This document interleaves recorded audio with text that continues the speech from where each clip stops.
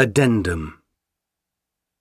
At the very moment that the Count heard the door to Suite 208 clicking shut, Anna Urbanova was, in fact, falling asleep, but she did not sleep soundly. When the actress first dismissed the Count, having rolled onto her side with a languid sigh, she watched with cool pleasure as he gathered his clothes and drew the curtains. She even took some satisfaction when he paused to pick up her blouse and hang it in the closet. But at some point during the night, this image of the Count picking up her blouse began to trouble her sleep. On the train back to St. Petersburg, she found herself muttering about it.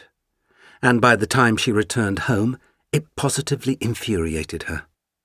In the week that followed, if she had the slightest break in her demanding schedule, the image rushed forth, and her famous alabaster cheeks grew red with rage. Who does he think he is, this Count Rostov? Pulling out chairs and whistling at dogs? Putting on airs and looking down noses is more like it. But by what right? Who gave him permission to pick up a blouse and hang it on its hanger? If I drop my blouse on the floor, what of it? It's my clothing, and I can treat it as I please. Or so she would find herself reasoning, to no one in particular. One night, returning from a party, the very thought of the Count's precious little gesture was so infuriating that when she undressed, she not only threw her red silk gown on the floor, she instructed her staff that it was not to be touched. Each night that followed, she dumped another outfit on the floor.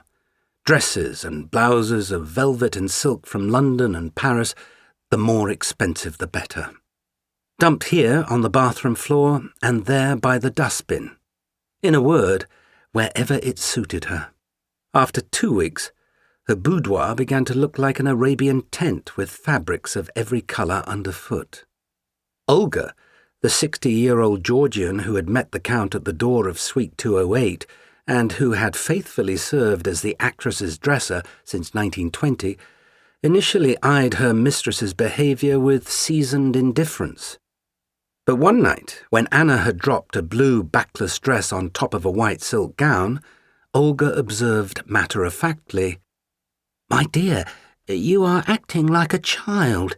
If you do not pick up your clothes, I shall have no choice but to give you a spanking." Anna Urbanova turned as red as a jar of jam. "Pick up my clothes?" she shouted. "You want me to pick up my clothes? Then I shall pick them up." Gathering up 20 outfits in her arms, she marched to the open window and cast them into the street below. With the greatest satisfaction, the actress watched as they fluttered and coasted to the ground.